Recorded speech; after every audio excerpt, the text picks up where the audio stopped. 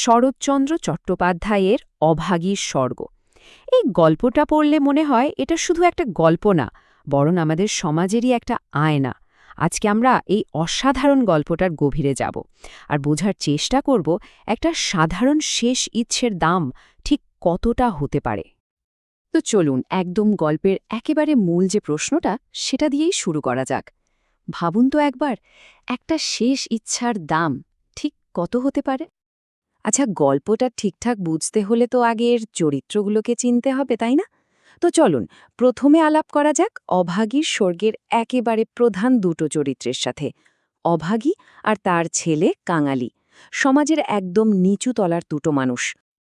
এই গল্পটা নেয়া হয়েছে শরৎ সাহিত্য সমগ্রর প্রথম খণ্ড থেকে, আর শুরু থেকেই লেখক আমাদের নিয়ে যান এক কঠিন বাস্তবতার মুখোমুখি করতে, যেখানে আমরা দেখতে পাই অভাগীকে, একজন খুব গরিব তথাকথিত নিচু জাতের মা, আর তার একমাত্র সহায় তার ছেলে কাঙালিকে।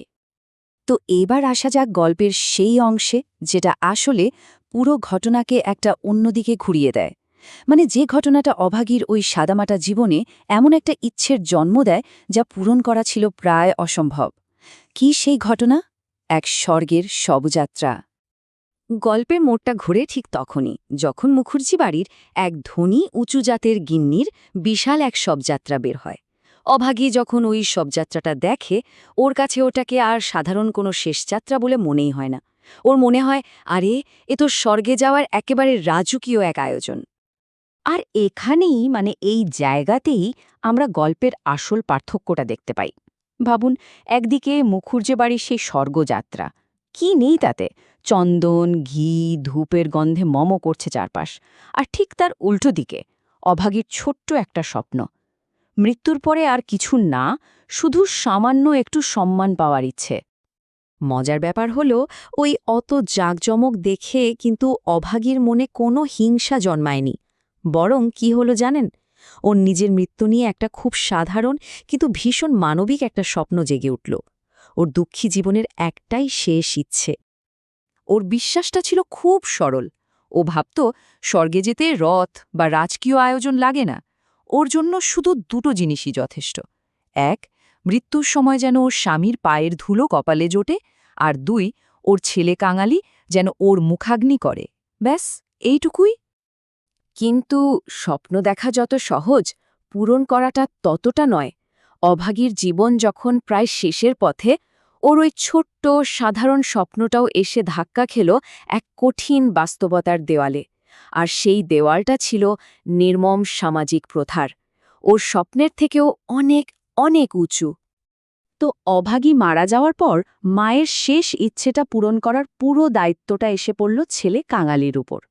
ও কিন্তু হাল ছাড়েনি। অনেক খুঁজে পেতে অনেক কষ্ট করে বাবাকে ধরে আনল। মায়ের কপালে স্বামীর পায়ের ধুলোও পড়ল। কিন্তু আসল কাজটাই যে বাকি, সৎকারের জন্য কাঠ। সামান্য একটু কাঠ জোগাড় করাটাই ওর জন্য একেবারে অসম্ভব হয়ে দাঁড়াল। আসলে কাঙালির এই হেরে যাওয়াটা শুধু ওর একার ব্যর্থতা ছিল না, এটা ছিল পুরো সিস্টেমটার ব্যর্থতা। মানে ওই যে শোষণকারী জমিদারি ব্যবস্থা, সমাজের উঁচু নিচু ভেদাভেদ, সব কিছু মিলে ওকে একটার পর একটা ধাক্কা দিয়েছে। প্রতিটা দরজায় গিয়ে ও খালি শুনেছে না। তাহলে শেষ পর্যন্ত আমরা কি বুঝলাম? অভাগীর স্বর্গ কিন্তু শুধু একটা দুঃখের গল্প নয়, একদমই না। এটা আসলে তখনকার সমাজের বিরুদ্ধে, ওই ব্যবস্থার বিরুদ্ধে লেখকের একটা জোরালো প্রতিবাদ। আর গল্পের আসল শক্তিটা, ওই মানবিক আবেদনটা ঠিক এখানে। শরৎচন্দ্র চট্টোপাধ্যায় কি দারুণভাবে দেখিয়েছেন দেখুন। ওই অমানবিক জাতিভেদ প্রথা আর শোষক জমিদারি ব্যবস্থা, এই দুটো জিনিস একসাথে মিলেমিশে কিভাবে একটা গোটা সমাজকে পঙ্গু করে দিয়েছিল। এমন একটা সমাজ যেখানে জন্মানোর কারণেই একজন মানুষের সাধারণ সম্মানটুকু, সাধারণ অধিকারটুকুও কেড়ে নেওয়া হতো। শেষমেশ গল্পটা আমাদের একটা খুব বড় শিক্ষা দিয়ে যায়, আর সেটা হলো সব কিছুর ওপরে মানুষ, সমস্ত জাত ধর্ম শ্রেণী, এই সব বিভেদের অনেক ওপরে হলো মানবিকতা, আর সেটাই আসল ধর্ম। গল্পটা তো এখানে শেষ হয়ে যায়, কিন্তু একটা প্রশ্ন ঠিকই থেকে যায়, তাই না? আচ্ছা, সমাজে তৈরি করা ওই বিভেদের দেওয়ালগুলো কি আজও নেই?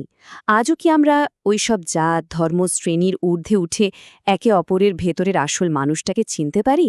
হয়তো এই প্রশ্নগুলোর মধ্যেই অভাগীর স্বর্গের আসল সার্থকতা লুকিয়ে আছে আজও।